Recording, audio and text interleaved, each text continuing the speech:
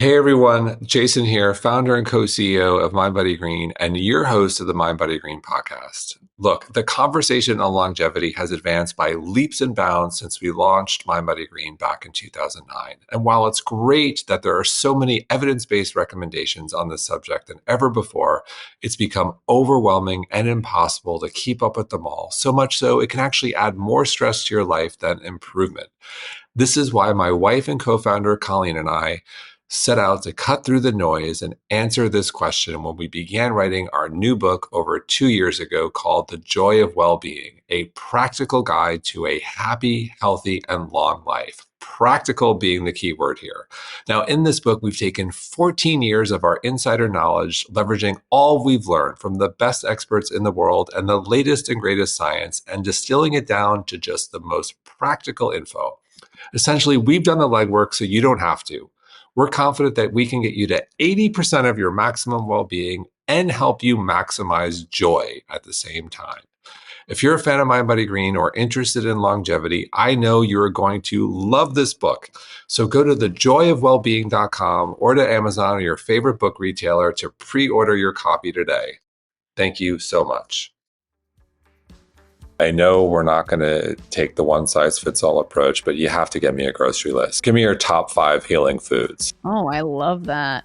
I would say I love grass-fed beef. I think that's super healing. I would say cruciferous vegetables, like we said, for the liver. I use ghee and grass-fed butter in a lot of the foods I have. And I think also having just like really easy carbs, like white rice, sweet potatoes available is awesome for people.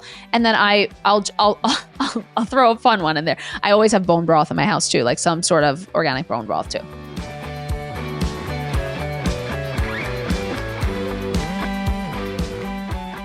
Hey everyone. As you know, we like to take a holistic approach to nutrition around here.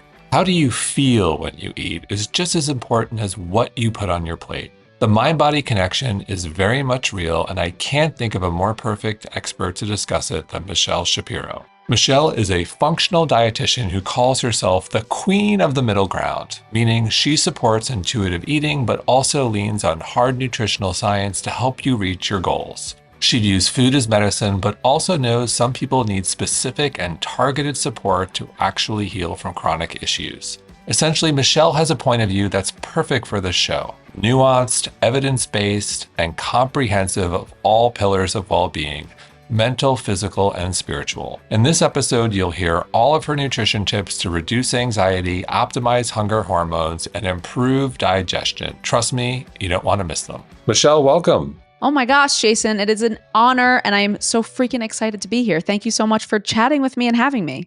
So great to have you. Our mutual friend, Gabrielle Lyon, who's been on the show, reached out and said, you have to have Michelle. And then sure enough, I listened to you on Gabrielle's podcast, and Colleen and I said, we have to have Michelle.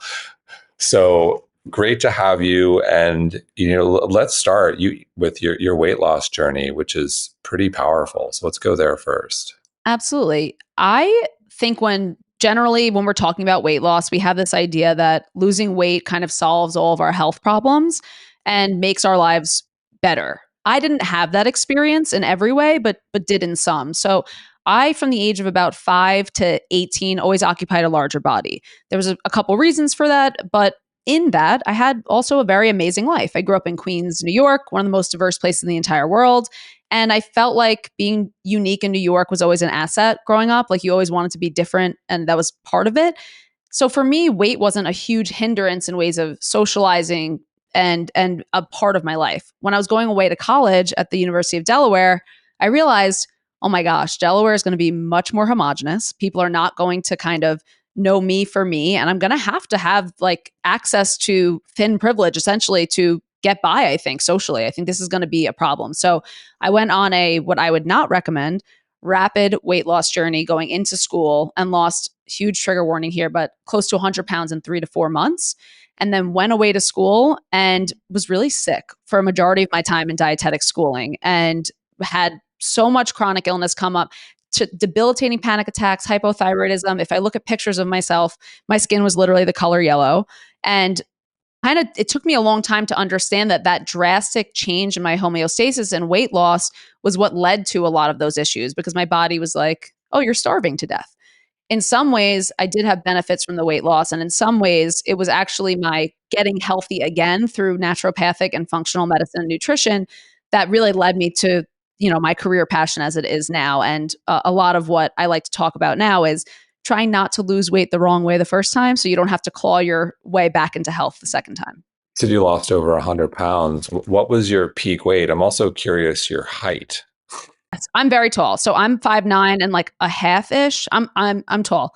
And my dad's 6'5" and Jewish, which is like, by the way, very tall for a Jew. I don't know if I'm allowed to say that, but I did already. It's too late.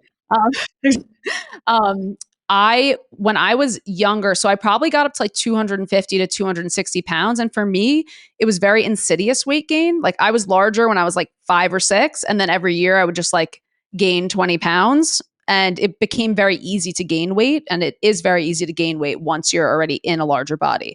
And then losing weight, I probably, like, I'm always, like, again, I always say like around 100 pounds from that point. I've maintained within 10 pounds since then. And so you lost over 100 pounds over the course of, what was the time frame?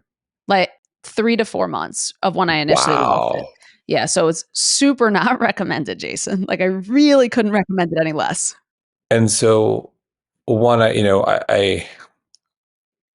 hand, I want to acknowledge that that's losing that much weight is incredible. And for anyone to be able to do that, even if it's a short period of time, understood it wasn't the healthiest way to do it.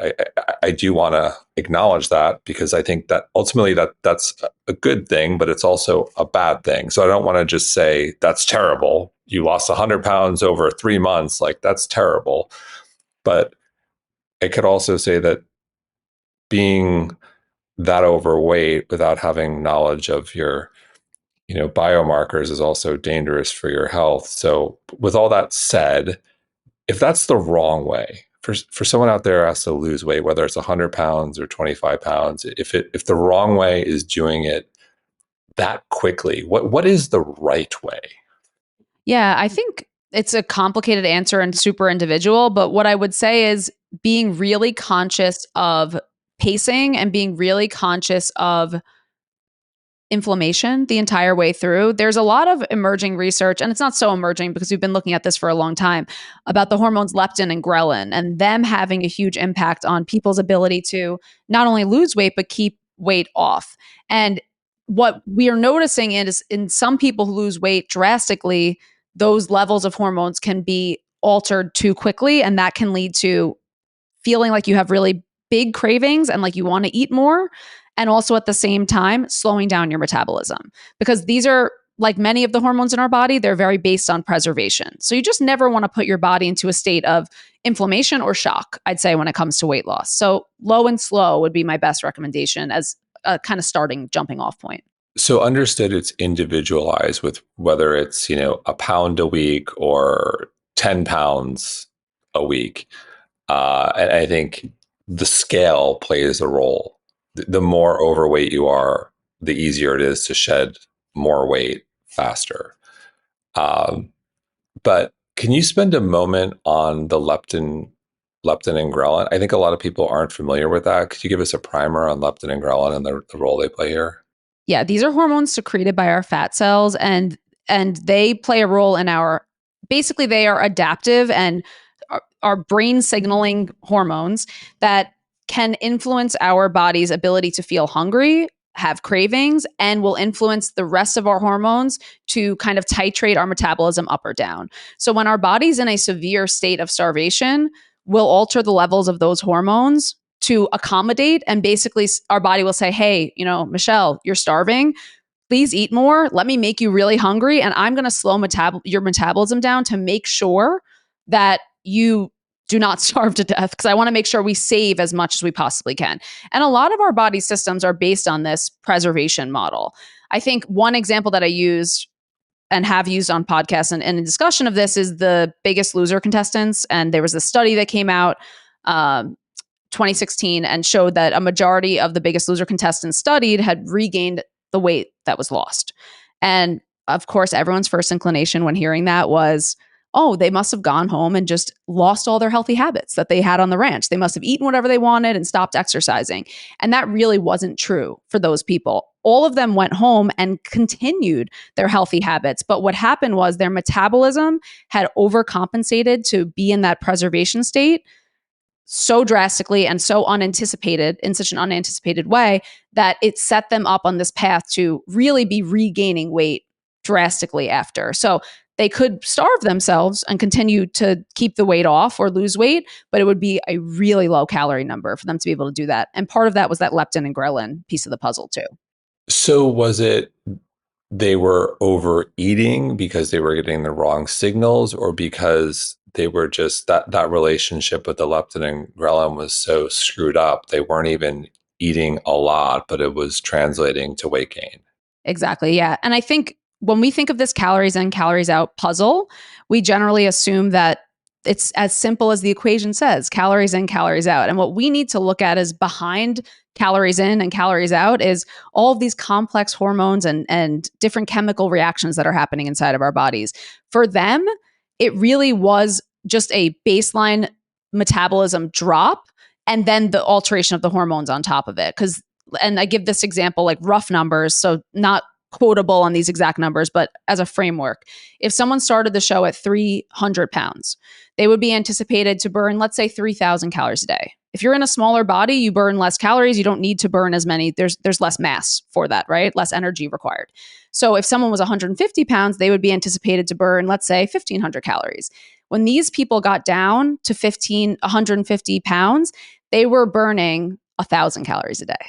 So even if they were exercising, and you know what, it is a wow. And it like devastated me when I first heard that. I was like, oh my gosh, these people were out here doing everything. They were starving themselves, working out 12 hours a day. And it's not that they would 100% of the time gain the weight back, but it's a very high likelihood if you're burning only 1,000 calories a day. And so if someone's listening and maybe they've lost some weight, perhaps not to that extreme of 100 pounds, maybe it was 20 pounds or 30 pounds, and they feel stuck, or they are putting it back on and they're scratching their head, they can't figure it out, and they're saying, maybe I'm out of whack here with leptin and ghrelin. How does one know? What's the feeling? Are there biomarkers we can test for? There's biomarkers. And there's another piece of this that I would say too, which is we kind of want to acknowledge all of the hormones involved in weight. And that's really every single hormone of our body. But the top ones that come to mind would be cortisol, insulin, and leptin. Leptin can be measured by blood. There's ranges based on your weight that you would want to be within. So like higher weight, higher levels, essentially. So you want to be in those ranges. And you can also have something called leptin resistance, which means that you have enough leptin, but your body's not responding and it doesn't acknowledge it, essentially, which is an issue for people too. I think that, again, on this weight loss journey, we have to view everything in the body as being very interconnected. And it's not just like, I'll give the example, if our body's like a car, we think of calories in, calories out as being the fuel tank in the car. How much fuel are you putting in? How much fuel are you using? What we want to know in functional nutrition and in approaches to weight loss is how's the whole car functioning? That's what's going to be really important. So I'm not only worried about leptin and how it's acting, I'm wondering what is influencing leptin acting. And what we've noticed and what I've seen a lot in research is inflammation does really seem to impact leptin. It really seems to impact insulin, and it certainly impacts cortisol, which we can, I could do 6 hours on just cortisol too. Inflammation plays a significant role here, as you just mentioned. What are some of the signs? Again, what are some of the tests? Because I want to come back to this bigger idea of, look, we're still getting a lot wrong around weight loss. Totally. Yeah. I would say that, first of all, we can, of course, measure systemic inflammation through biomarkers. Sometimes it shows up, sometimes it doesn't. It's a little bit complicated. But I think if we're talking about actual, HSCRP is a good way to measure inflammation. A lot of other ways we can measure inflammation. I think that what we can talk about from a food standpoint and what is really interesting with leptin specifically, there's a diet called like the leptin diet. And it's really focused on bland foods and not having that perfect combination of high fat, high salt, high carb together, which is like, of course, the standard American diet. And it seems to be that like those together lead to further leptin resistance and inflammation. So you can kind of hit it at the root by eating foods that are honestly like more bland. Like that's not meaning you can't use spices, but it's not foods that have that high reward value on your brain. So I'm going to bring it back. You talked about functional nutrition and also an RD. So let's back up. I don't want to we're already getting too far here, too far along. So you lose all this weight and you decide to become an RD. Can you walk us through that process and also how you discovered the functional approach, because RDs do not have a functional approach. So walk us through that. Totally not. Yeah. So I originally became an RD because it was right when I was losing weight. And I originally went to school for marketing the first semester. And I was like, ooh, I wish I could find the answers to weight loss. So I became an RD because I was like, oh, I'll get the answers. I'll get the secret. And a lot of RDs honestly get into the career for something similar. Quite a few RDs have eating disorders too. The things that attract us to a healing career can be the healing of others or the healing of self. So you definitely see in any profession, interesting reasons why people join. So for me, that's why I became an RD. When I had such severe panic attacks during college and after that weight loss, I wasn't finding the answers I needed in conventional medicine doctors' offices, as many of us have experienced. And I remember being in one appointment and a doctor saying, you should lose another 5 pounds and here's an anxiety medication. And I was like, lose another 5 pounds. And that clicked for me because I was like, he's not realizing that my history and my life is relevant to my current medical situation. Like that's not related. And I was not in the overweight category by any means. He was like, just keep doing weight loss. That seems good. And I'm like, I'm having debilitating panic attacks. I'm more interested in talking about that. Which for a moment, I'll just say is so interesting because my take on conventional doctors these days is they are petrified of mentioning weight. I think, first of all, what are we talking about? 13 years ago or something? I think that conventional medical doctors, first of all, for acute and emergency problems are absolutely awesome. And thank God for them. And I think for chronic illness, I just have to say that because I of course, I think for chronic illness, there's just not, the tools aren't there for chronic illness, which is why I truly think functional nutrition and functional medicine are, to quote the Mandalorian, the way. I think this is the way. I feel really good about it and I have my whole career. So in that, I had these panic attacks. And so for myself, I kind of made this plan. I was like, I can't live like this. And I remembered saying to myself, Michelle, you are now an anxious person and you weren't always an anxious person. So when did you start saying, oh, anxiety is my thing? I'm an anxious person now. And from that point on was another realization for me. I'm not going to be an anxious person anymore. I don't become one randomly and then you just live like that forever and it's chronic. So I made this kind of plan for myself where I divided into every single thing I'd learned from books, everything I'd learned. I made this like huge plan and that took me about 80% of the way, reducing panic attacks and helping with the health stuff. And then I ultimately sought the help of a naturopathic physician, Dr. Robert Kochko, who's now my business partner through coercion. Because I was like, you're not my doctor, you're my best friend now. And that's when I really got into, in my healing journey, functional and naturopathic medicine and nutrition. So if we stay on anxiety for a moment, look, millions of people struggle. Can you dive a little bit deeper into what ultimately worked for you? It sounds like it was a little bit of mindset and a little bit of holistic combined. Absolutely. Yeah. So I view anxiety as a sacred messenger from our body. And anxiety, we often view as kind of this thing that's only happening in our heads and the rest of our body's not involved.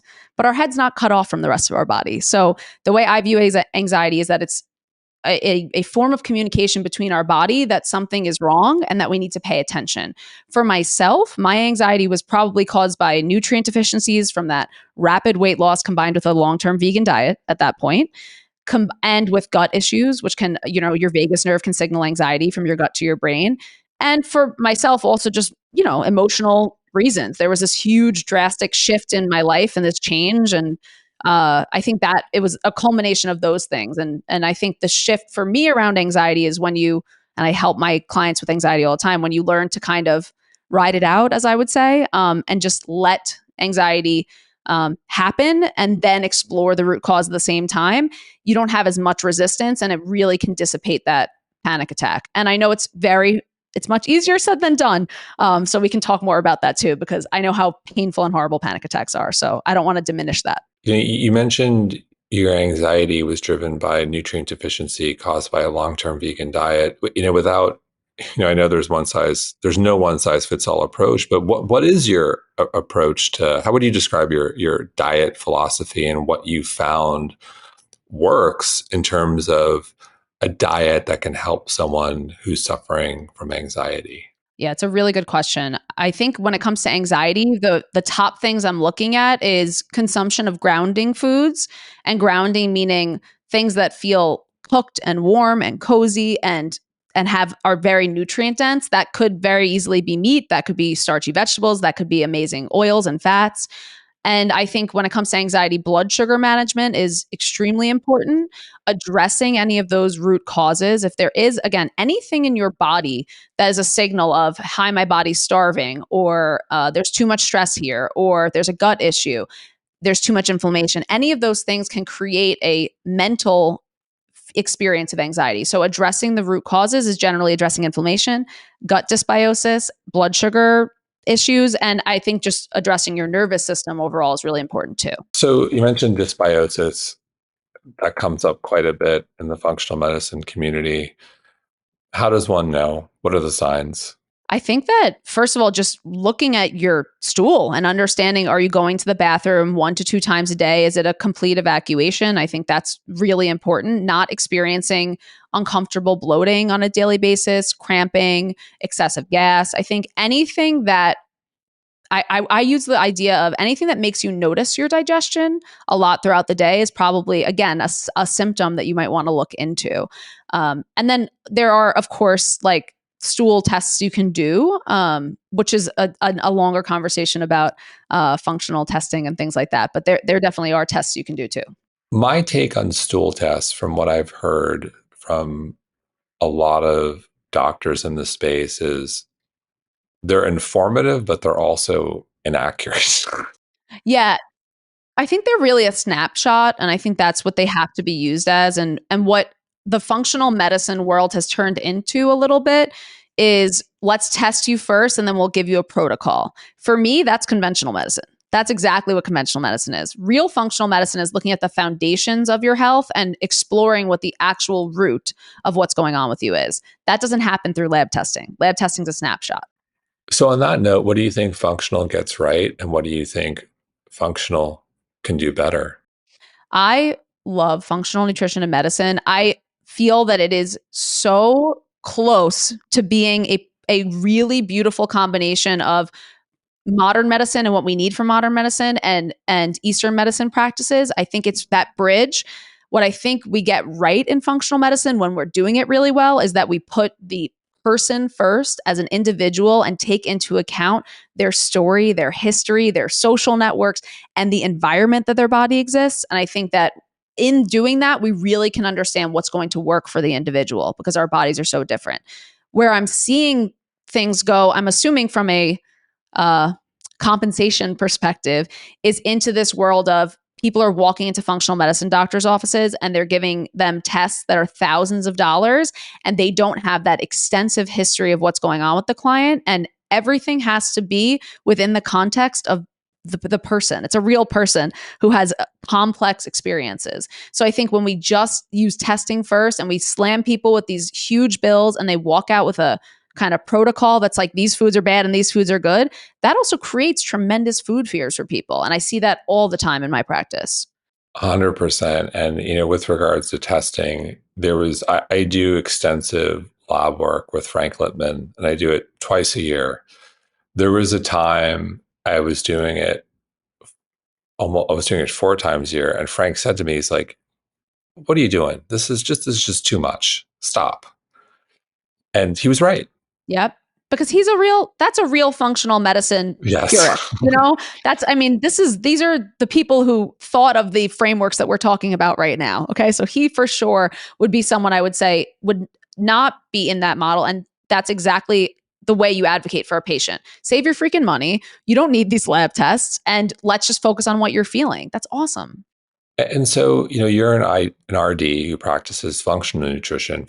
First, what can someone expect, if they're sizing up? Here's an RD over here. Here's an RD who practices functional nutrition. What can they expect? a functional dietitian is going to view things through a totally different lens than a registered dietitian is.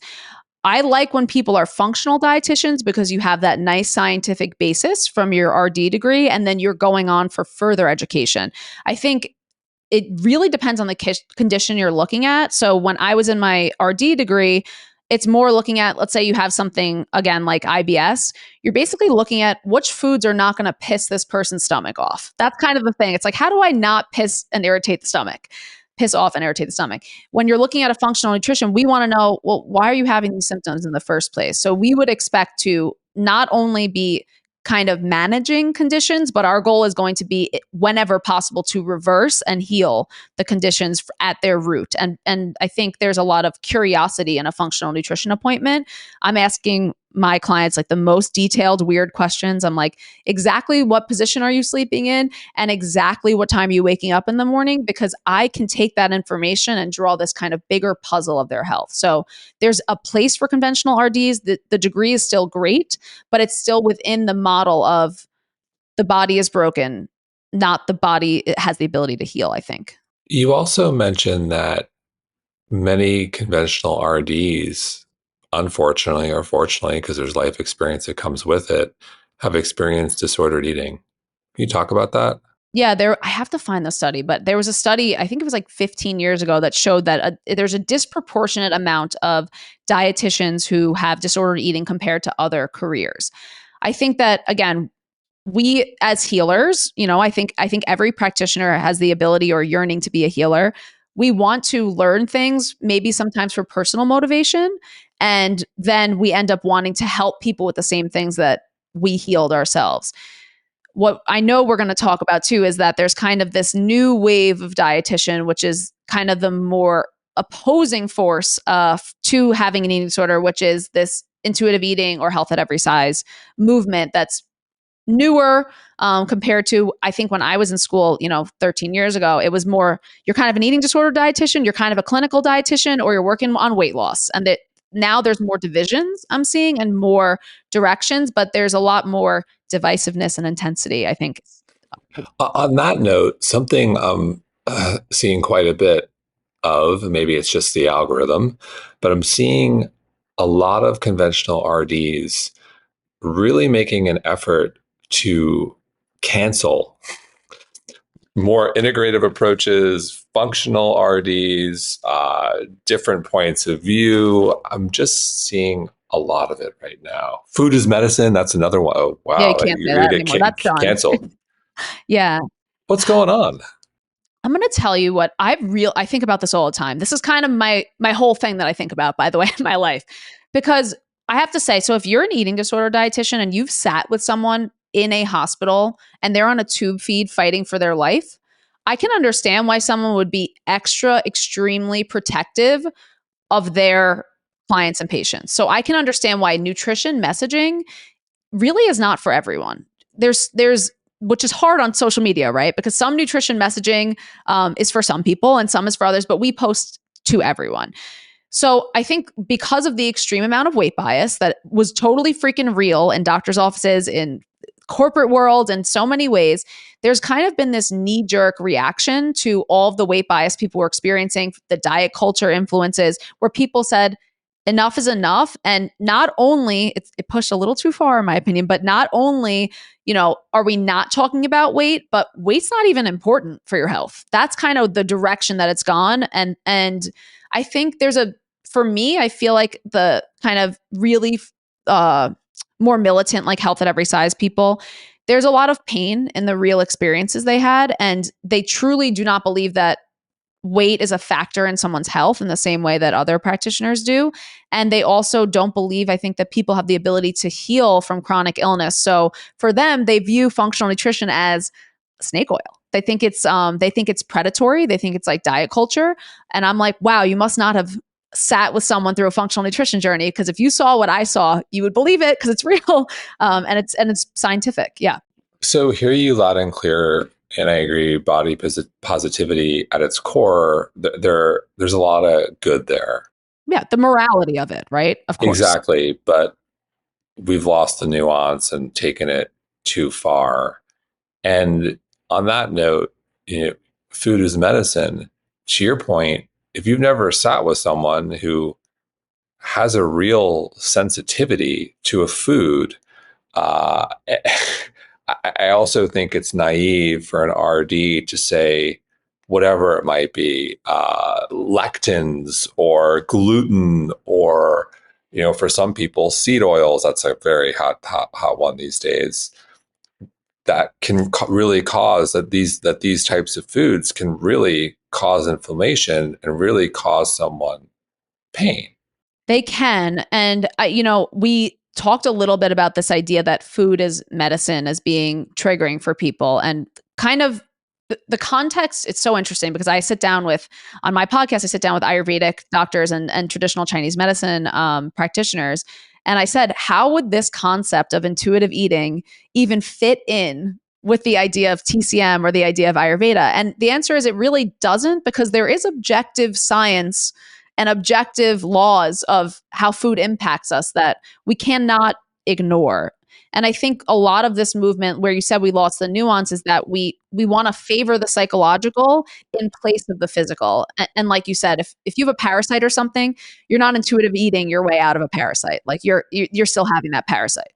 I've mentioned this in the show. I had a parasite over a decade ago, and it was terrible. I experienced anxiety. I'm not anxious, but I experienced anxiety. I was fatigued. This was before I started working with Frank. I went to conventional doctors. They would say there's nothing wrong with you. I went to I think it was a not a neuroscientist, but I thought like they were testing me for neurodegenerative disease because they thought it was, and that wasn't it. And then I saw Frank, and he was like, "I think you have a parasite," and then did that, and I had it, and it took. This is to me, this was the beauty of Western and Eastern functional. Yes, I did multiple rounds of antibiotics, and Frank was like, "You need to take it," and then I also did multiple rounds of supplementation, and then also did acupuncture and TCM and taking herbs. And it took a while, and I finally kicked it. But I think parasites, in my opinion, they're everywhere. I didn't travel to Africa. I traveled to a salad bar in New York City, and they are so underdiagnosed or misdiagnosed. I'll pause there. What's your take on parasites in general before? I completely agree with you. I mean, I think also the most important part of your story that I just have to reemphasize was that you know yourself, Jason. You were like, I'm not an anxious person. I did not just randomly have anxiety, and this is my life now. And now I have to go on permanent anxiety medication. And not saying anyone should not, with the advice of their doctor, of course, take whatever medications they need. But it's this idea that we spontaneously break and then we're done. And that's the part that I would never be able to live with. And what also is so important in your story is someone said, I'm going to listen to Jason and his real experience, and I'm going to explore when this change happened. And I think that's so important. Yeah, parasites in general, I got to tell you, my story is like that, but with mold, where it's just like tricky, sticky, very hard, and very complicated scientifically to treat. And really easy to miss on both of them too, for sure. So with parasites and mold, even those are like two entirely different shows. Are there, my take on both, and I agree with your take, is they're hard to diagnose. Like, do you have any advice to someone who's maybe thinking, maybe I have a parasite, maybe I've got a mold problem? Is there anything they can do to kind of figure out if they're having an issue with either?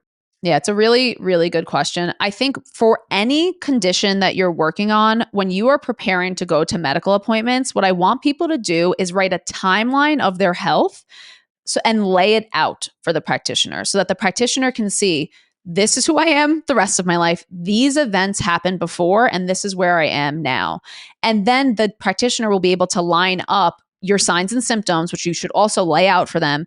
And you'll give them that story. The story is where the magic is of understanding what's actually going on in our health. And that's what I think we're missing in a lot of medical appointments, is understanding the story. So I don't want people to self-diagnose with mold or parasites. What I want them to do is check in and see what's going on with them, and then have a practitioner be able to put the puzzle together for them. And so, how do you think about all these different modalities? We talked about functional, we've talked about traditional Western, we've briefly touched on TCM and Ayurveda.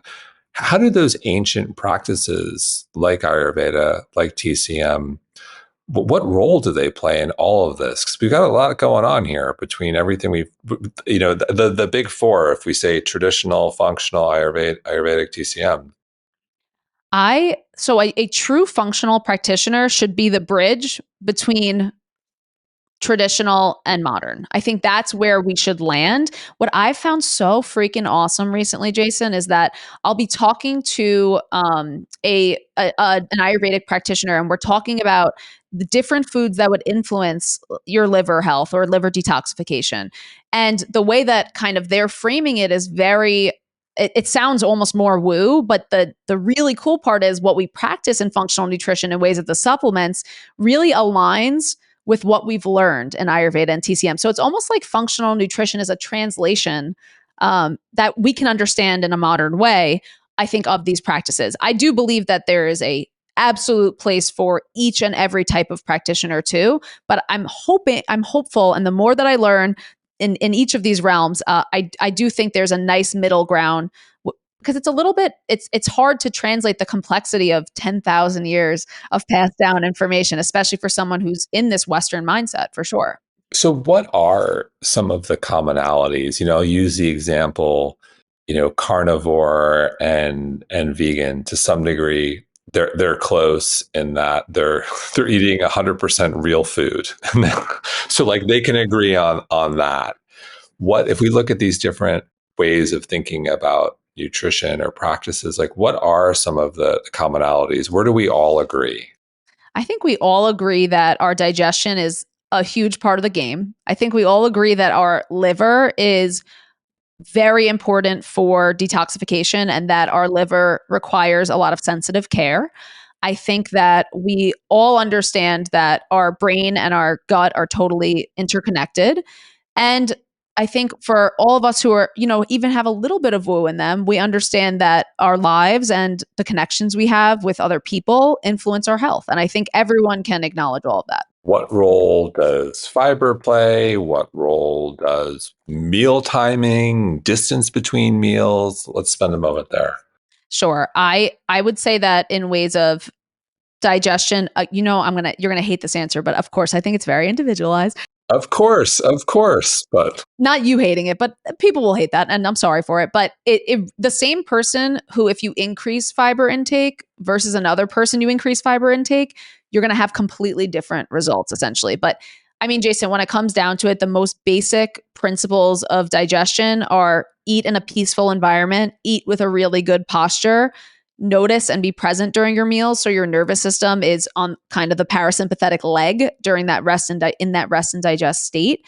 And I also would say eating foods that are the closest to looking like food is going to be and not a food like commodity or a highly processed food, I think, is the starting point for most people in their digestion. and how do you think about timing between meals? Some people have a hard and fast rule. You must wait 4 hours between meals. Can't go 3, can't go 2, don't go 6. It's got to be 4. What's your take? So I obviously am very interested in the cortisol connection with a lot of things. So for many people, especially I notice in women specifically, when it comes to intermittent fasting, that can really elevate that morning rising cortisol number, which can influence the rest of their day and their digestion and their health for the rest of the day. So I see intermittent fasting working on people's bodies who are in a more optimal state, I would say, and who are not stressed. So if you're already stressed and your body's already stressed, it's kind of intermittent fasting is a form of stress. It's hormetic stress. It's stress that we like. But if your total stress load is too high, I think adding more stress onto it can be more hurtful than helpful for people. When it comes to digestion, it's really interesting because I think, again, if you're in a not optimal state, you might not be able to tolerate a lot of food at once because it's putting a lot of load on your digestion. So eating smaller meals throughout the day might work. If you're someone who's, running really hot already and your digestion's you have great digestive fire, your agni is super strong, you might be able to tolerate more food at one meal. And this is going to come down to what state the person's body is in and kind of how their the digestive environment is for them at that time. So I could be a person who's a breakfast eater and become a non-breakfast eater depending on what my body's going through at the moment. So it sounds like there's no hard and fast rule. I must wait 4 hours between breakfast and lunch and dinner. And that's like, call it a 3 meal a person day. And they're eating, it's like a 10 to 12 hour window ish. Versus, I can do 5 meals 2 hours apart. It all depends. It depends on it. It's not only depends on the person, it depends on the season, right? And we would also say, like, when the sun is high in the sky and the fire is high in the sky, the fire is strong in your digestion in Ayurveda, right? So it depends. A lot of people do better eating heavier things during the day versus at night, just because your digestive capacity is potentially stronger there. Your digestive fire is stronger then. But it really depends on what your body needs for that moment. And again, what your health priority is. Because if you're someone who's, you're every time you digest and it initiates the digestive process, if that adds stress to your body, then you're that type of person. If you're at a moment when you are too nauseous to eat during certain times, it's going to influence you. I would say that it becomes optimal to not, when your body's in an optimal state, it's probably not best to constantly be digesting so your body can focus on other tasks. But when you're not in an optimal state, it's a lot easier said than done because you're going to get symptomatic potentially. And what role does hydration play here with regards to hunger and meal timing and knowing how much is enough? It's the whole game. And not only hydration and ways of drinking water, but our electrolytes are so essential for that too. I think that there is such incredible emerging research about our mineral status as it influences our hormone status. And our hormones, again, are those hormones that can influence our hunger in and of itself. So I think that making sure you're getting not only an optimal amount of water, probably for most people, over 100 ounces a day. And again, it's going to depend. And making sure that you're getting adequate electrolytes with that is going to be really important too. Couldn't agree more. I found I can run dehydrated and not realize it. And Colleen and I are huge fans of Element. Oh, the best. Yeah. So on that note, salt gets a bad rap, huh? It sure does. You know what? This is so interesting with salt too, because now we've kind of divided in the salt argument in every single way, Jason. We've become so divisive in one direction or the other, where there's people who are like, no matter what, you should crush salt all the time. And then there's other people who are saying every time you even look at salt, your blood pressure goes up. And I'd say the answer is somewhere in between, because the actual soil that we have is depleted in many of our essential minerals. We are missing out on a lot of them in our diets. If you are consuming a standard American diet, you probably aren't missing out on sodium. You're probably missing out on other minerals. If you're consuming whole foods, you easily could be missing out on sodium and potassium, magnesium. Like, these are, again, very lost in our food supply, and we have to replenish them. So there's some people also who are more likely to be water retentive with sodium. And those people, I would say, maybe try upping your potassium a little bit with foods like avocado, potatoes, coconut water, and things like that. So again, will depend on the person, but in ways of all minerals, we're quite deficient and really need them for the amount of stress we have. You also mentioned supporting our liver, which I feel like doesn't really enter the conversation much. We tend to think of liver of, alcohol and the damage it does to our liver, but not in the context of nutrition and diet and supporting metabolism. So let's talk about liver. Why should we support our liver, and how do we do it? Why should we send some love into our liver? That's the question. We love our livers. Our liver is, I don't know, I feel like it's my favorite organ, like accessory organ, but I'm like not sure if I'm to the digestive system, but I'm not sure if I'm allowed to say that, but it kind of is, where our liver is essential for the conversion of thyroid hormones, creation of many of the hormones that we have. Our liver obviously produces cholesterol, which is necessary for all of the cells in our body and our brain function. Our liver detoxifies and helps with drainage of these toxins throughout our body. Our liver is so essential to all these functions. And what many people don't realize is that for our liver to be able to detoxify our hormones, to detoxify, and move actual toxins, it requires a huge nutrient demand. So our liver requires an input of many different vitamins and minerals just for it to be able, and glutathione, just for it to be able to function in the first place. And so this is a definitely a conversation I'd love to talk about too, which is I've seen so many people on social media, nutritionists, conventional doctors saying, you don't need a detox. You already have a liver. And it's like, well, first of all, I don't consider like a juice detox a detox. That's not what I consider a detox. I would consider it like a specifically sanctioned practitioner detox, where a lot of detoxification is repackaging of hormones, repackaging of toxins, and that requires a lot of nutrients. So my answer to that would also be, it's like saying to someone with diabetes, why do you need insulin? You already have a pancreas. It doesn't matter if we have organs in the first place. It matters if they're functioning optimally. And for many of us, a sluggishness in the liver can lead to a slew of health issues. And symptomatically, I see it a lot as, bile acid issues. I see it a lot as reflux too. That comes up a lot recently. So agreed, doing a juice cleanse or a water fast is not a proper detox. So how does one do a proper detox? I would say you would need to add a tremendous amount of nutrients in prior to engaging, and then facilitating anything that helps your liver to do that again through those nutrients. Like I love castor oil packs those really, because you're absorbing vitamin E then as well. And they also just are very supportive, and our liver needs fat to move fat essentially too. So I like a castor oil pack. I like consuming a lot of broccoli and sulforaphanes. I think that can be really supportive too.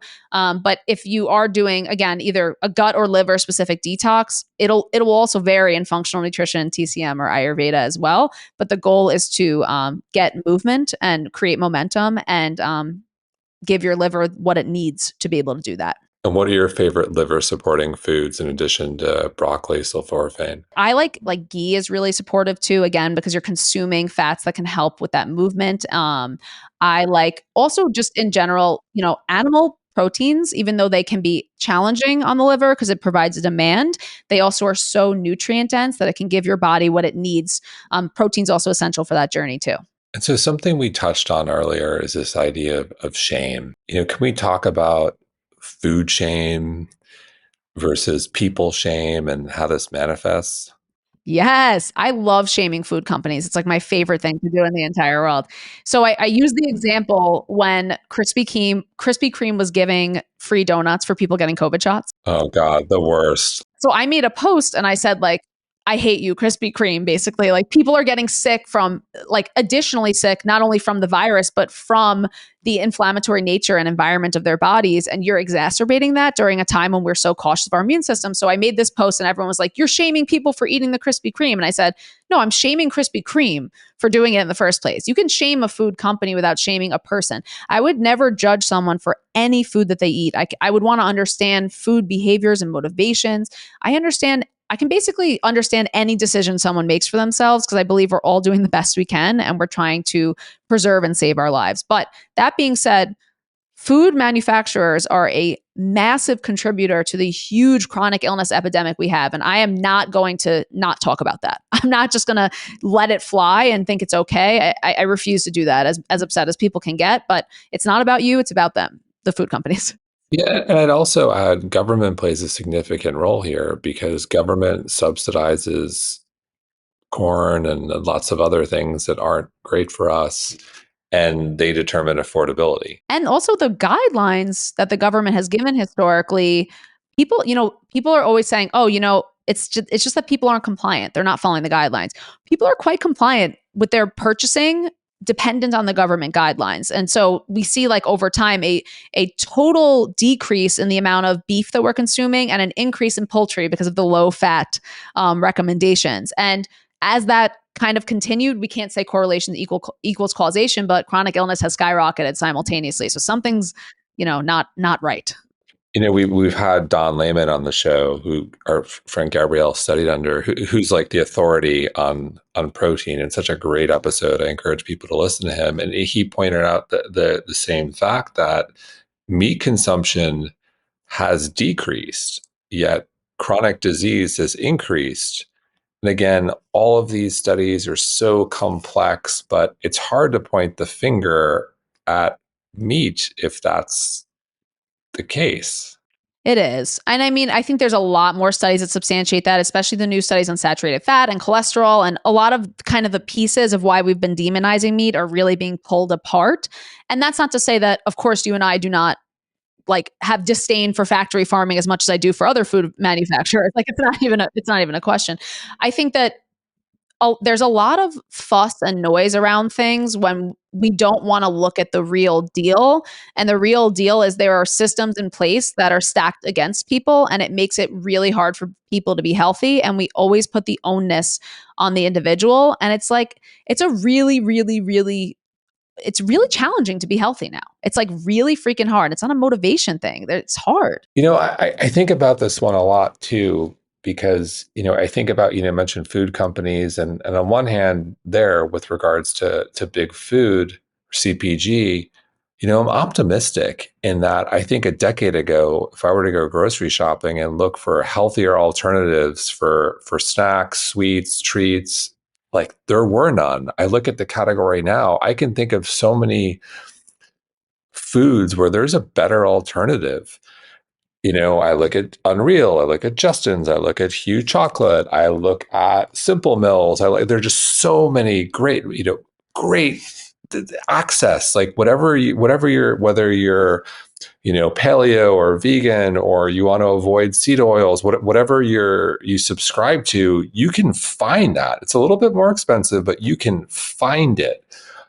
And so, to that point, I do think still processed food is a problem because we tend to overdo it. And I think there's just this, I think that the healthier are getting very healthy, and those who are unwell or unhealthy are getting even worse. And there's this divide, and we're kind of losing the middle. That's my take from 30,000 feet.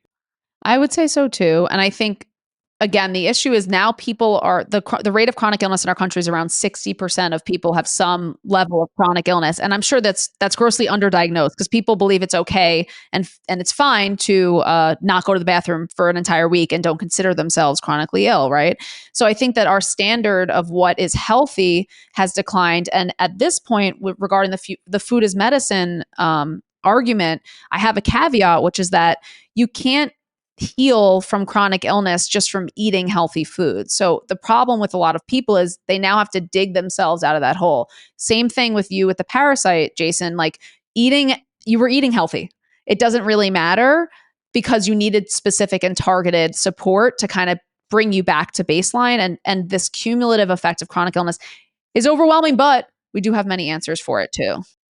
I will add, during that time frame, I was like pretty close to being vegan and doing a lot of raw, which I think contributed. And the diet that helped me tremendously is I went pretty hardcore paleo, which I found to be more of a nourishing diet for someone who's experiencing a lot of gut issues. I think if someone was to ask me like, hey, I don't want to work with a dietitian, but I want to know like right off the bat, what's like the starter thing I could start eating? I'd say eat the closest to whole foods you possibly can, which is like kind of paleo is a more extreme version, obviously, but it's the closest one to like, if I was just going to hand someone something and be like, think about this framework from this standpoint, I'd probably say paleo too. I mean, yeah. So in terms of studies, is there anything you've seen recently where you've said, wow, this is really interesting. Why isn't this getting more attention? Oh, that's such a good question. I mean, it's funny because I also am so wary of nutritional science because a lot of it is observational and a lot of it is very hard to put into application, especially when it's like being tested on rats or again, observational. I would say that I am still to this day very obsessed with any study that's talking about the gut microbiome. I'm very obsessed with any study that's talking about I still can't get over the cholesterol and saturated fat. These meta-analyses that are coming out that are showing that saturated fat is inversely correlated with all-cause mortality. Like I have a ball with all of those because it's the kind of justification of what we know innately about the human body. And where I actually get tripped up on nutritional science a lot is that I think we need to know less about specific studies and more about the actual biology of the body, which I don't think is being taught. Again, like even that liver detoxification combo we had, that's not being taught really in medical schools or in nutrition classes. So I'm always wary because I think to even share, because I think single studies can get people too riled up, and I'm more interested in applying those. Sorry if it was a crap answer.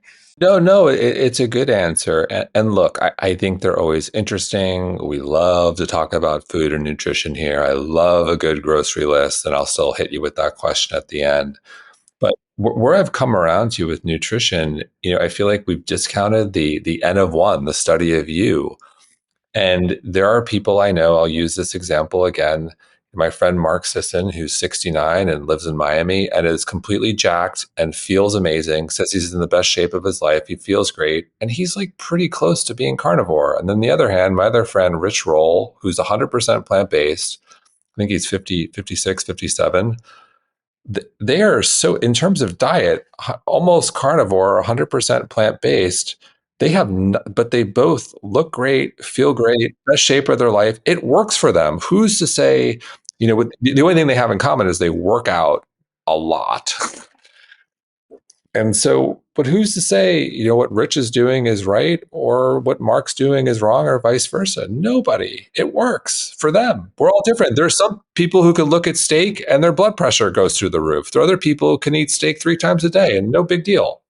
Exactly. I mean, that's the heart of functional nutrition too, is understanding that there are like general principles, but that you could probably make most eating plans work for you. I would say, of course, it just makes it harder if you're like vegan because you have to make sure you're getting enough of certain nutrients. But if you want to face that challenge, everyone's bodies are totally different, totally different. And to that point, look, if that is the diet, whether it's ethical reasons or there's something genetically you're dealing with, I think that diet can be extraordinarily effective. But to your point, I think it's harder to do properly to get all the nutrients. Like it's work. You got to work harder, like without going down, we've discussed protein and muscle protein synthesis, and it's just flat out harder. Yeah. And you have to supplement. You have to Yes. supplement. Yeah. You're not going to get the B vitamins. You're not going to get the D. You're not going to get a lot of the fat soluble vitamins. But it's doable. But I would say also, if we think about things like Ayurveda and we think about things like TCM, there's always a baseline constitution for people that needs to be taken into account. Where if someone's more like pitta or fiery, maybe something like more alkalizing vegetables will actually be pacifying for them and feel good. It so depends on the person. And it's not only the person, but the season of literally time, but the season of their life too. And that's what's so, so important. So you mentioned TCM and Ayurveda. If you had to summarize, what's your favorite thing or favorite takeaway from each? So for Ayurveda, the idea, I'm a very framework person. The idea that the elements of the universe as well as the baseline constitution of our body can match each other or influence each other. Like I love that the laws of nature and physics are so present in Ayurveda, and it's so obvious to me once you learn. You're like, oh yeah, of course. Like, yeah, it's cold outside. I shouldn't eat a salad. Like it's so, yes, right. What happens outside of the body influences the inside of the body, of course. And I mean, this is a grotesque simplification of 10,000 years of information, of course, but I love that.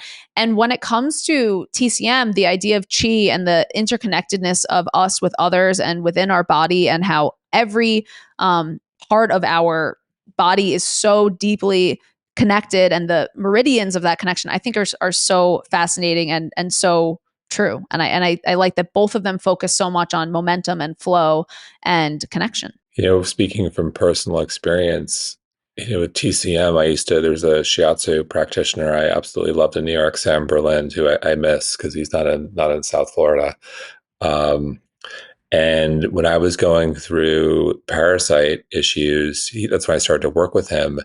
And he would touch, he would like get an area, I forget which toe it was. And all of a sudden I would start like shaking and I'd be like, Sam, which one's that? And he'd be like, oh, that's this meridian and it was just until you experience it mind blowing. He's touching my toe and I've got stomach issues and I am just feeling it in a way that was just so profound. And then, with Ayurveda, I feel it here now living in Miami. I'm having smoothies every day, and I feel like I need smoothies every day because it's warm all the time. I did not feel that in New York.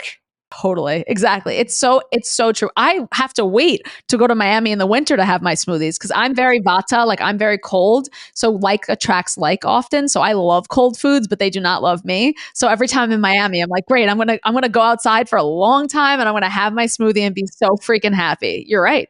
That's totally true. Yeah. So I'm curious. Look, we're in a unique time in 2023. I'm curious, people who you see in your practice, what are you seeing a lot of? Is there anything surprising to you? I've become kind of this figure of being very middle between uh body positivity and functional nutrition. And what this has kind of looked like recently is people are going to a functional medicine doctor or a conventional doctor. They're getting diet culture, not helpful, really restrictive diets. That's pushing them into the world of intuitive eating. And then the actual issue they wanted to deal with from a physical perspective, they have not been able to deal with, but they want to maintain a healthy relationship with food. So I see a lot of the people who have bounced between two, and then they come for that soft landing place in ways of that's kind of my sweet spot is finding how do we preserve someone's relationship with food and still pursue health goals because we can't be afraid of food. It's super dangerous for us to be afraid of food and especially foods that are healing for us. And I've seen from a very interestingly from a physical perspective, I felt like since kind of the pandemic started, I'm seeing so much more reflux and anxiety are two conditions I'm seeing related. But in I have some clients who see me weekly for like 5 years. So I know their bodies like really, really well. Like we're talking 45 minutes a week, every week for years. And these are conditions that were not true in them or part of their life before. And that's kind of what I'm seeing with my existing clients is a lot more reflux and histamine intolerance and anxiety recently. So I'm curious, for someone who's been seeing you for 5 years, does the relationship evolve to you're holding them accountable and they just need, because I think about a psychiatrist or a shrink. I would always, my take would be, if a really good shrink you should be able to move on from eventually. And it's the same thing with nutrition. Like at some point, it's like, all right, you're on your own. You don't need me anymore. But I also get accountability where some people will say, hey, I want the accountability. I want someone who's going to hold me accountable, and I need that. Totally. Yeah. So I have many clients who graduate after kind of their first 3 months of us working together. They have an acute issue. My clients who've been with me for 5 years, and if they're listening, I love them.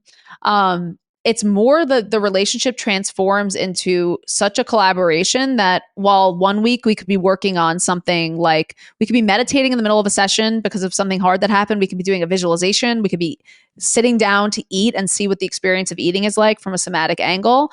Another session, we could just be talking about, hey, what foods do we need to eat?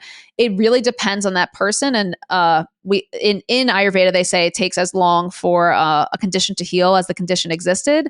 And my clients are generally have been really through the ringer medically, have been really through the ringer from a nutrition perspective, and they need a long time because you're really only scratching the surface in those first appointments where it's like when you clear one thing in the body, something else starts to come up, and it takes a long time to really get into stuff. So I don't take clients who are just like fun little let's meal plan. I'm like, go to someone less expensive, please, like for yourself. I want the juicy hard ones that are gonna need that love for a long time. Well, the other thing I'll add, I think what's unique with nutrition, and I'll separate it from, going to a therapist, is your body evolves with age. What I've found is what works in your 30s probably doesn't work in your 40s and so on. Exactly. And again, even seasons, right? Like there's just, people could have either, short-term stressors or long-term stressors, but it really,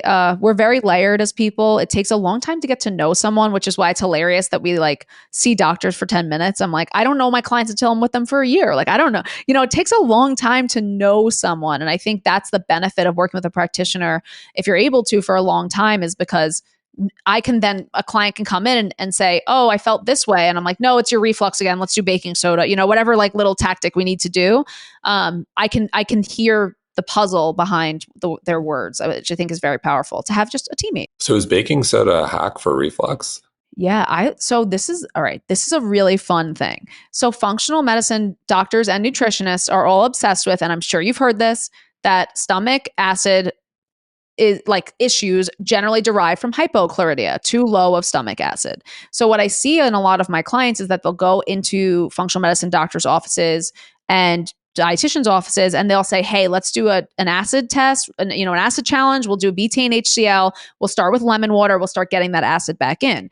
If someone's already like too fiery and their digestion is already like too altered and they're burning up, you can't pour more like fire on a fire that's already burning too much. So baking soda is very alkalizing and it can feel very cooling for people. So I kind of switch between a little lemon water, a little baking soda, but it depends on, again, how active the symptoms are. Yeah, it's a quarter of a teaspoon in a cup of water can make like a huge, it's like, it's like we knew this from 50 years ago for sure. So you mentioned healing foods. I know we're not going to take the one size fits all approach, but you have to give me a grocery list. Give me your top 5 healing foods. Oh, I love that.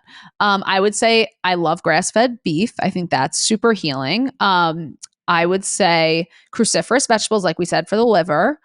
I use ghee and grass-fed butter in a lot of the foods I have. And I think also having just like really easy carbs, like white rice, sweet potatoes available is awesome for people. And then I'll throw a fun one in there. I always have bone broth in my house too, like some sort of organic bone broth too. What do you want to see more of and less of? On like social media and in the nutrition world? What do you mean? Or anything in our space, but that's certainly a good place to start. I want more nuance around all of these conversations. I want there to be less teams. I want there to be less division. And division is so isolating and dangerous when it comes to health information. And I want people to, I don't want to say this, but I kind of want people to chill. And like, we're kind of like just talking about like corn, like we got to calm down, And I want people to appreciate the individual in a journey and to not, again, be so divisive, especially around the body positivity versus diet culture versus everything. It's super unhelpful, I'm finding, for people. It's everything. And it's sad because I feel like most of us in this space, in the health and wellness space, are here for the right reasons. And we generally want to help people. And we agree on most of, I would say 80% of everything. And the nuance is lost. And I'll use the example when Gabrielle was on the show, I asked her about, Pilates and was that enough for resistance, to build muscle? And she said, I love Pilates, but no, it's not. And then sure enough, like they tried to cancel her for saying that. I'm just like, oh my God. You can't cancel Gabrielle. I will tell you, I have to speak. So Gabrielle's, I always say this about her because we're like real life, really close friends. What she says is so meticulously science-based. She is actually, I know people are going to go crazy about me saying this, but she is so middle ground and so nuanced. And people, because what she's saying, which is that, consumption of protein is essential, is controversial in the societal picture.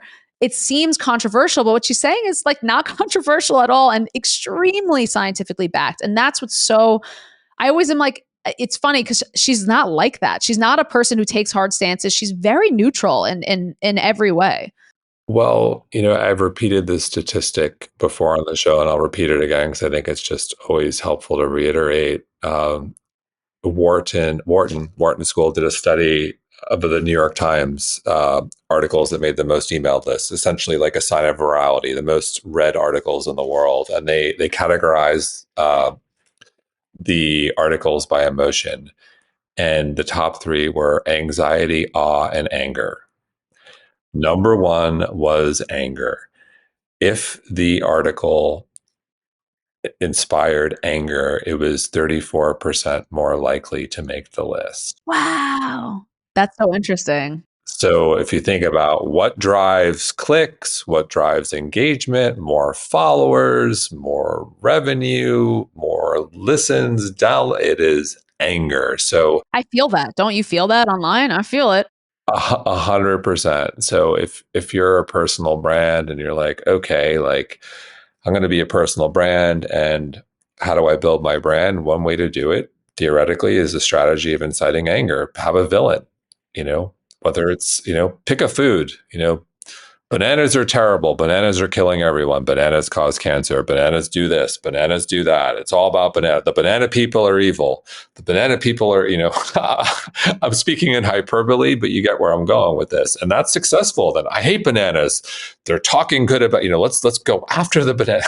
The banana people are trying to take, we're the broccoli people. The banana people are saying that broccoli is no good for us. Let's go get them. Bananas are like a particularly big thing in the nutrition battle, right?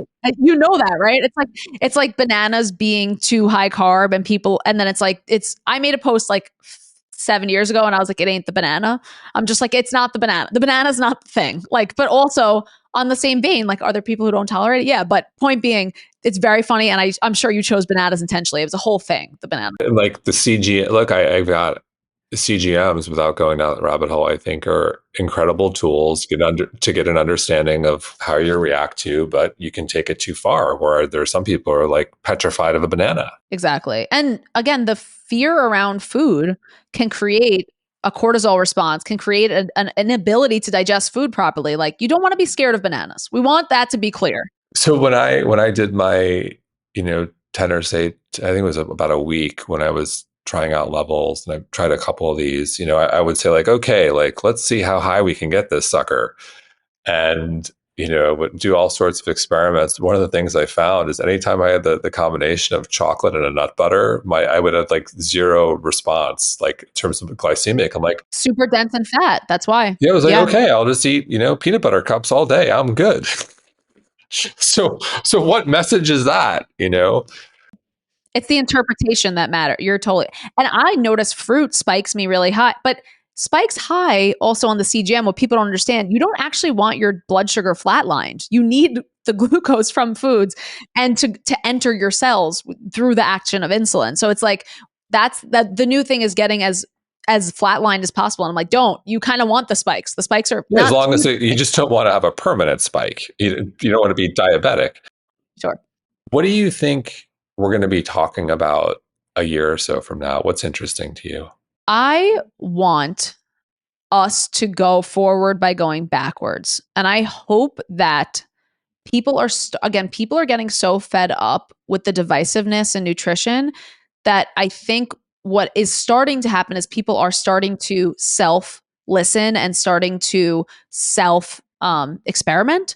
And I'm hoping that what we kind of make a turn in nutrition is that it just becomes much less about what we're hearing and much more about what we are feeling. And I am seeing that shift already. And even like client applications to work with me, I'm like, oh, you're kind of seeing like listening to others isn't working for you. You actually have to like access your own information. So I'm hoping that it becomes everyone's doing their own thing in the future. And I'm starting to see that shift.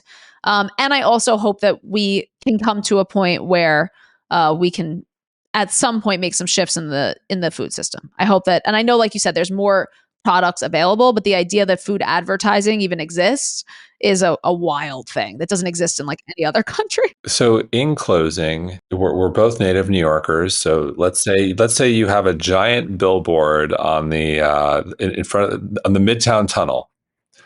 What's on your giant billboard? What's your message? I love that.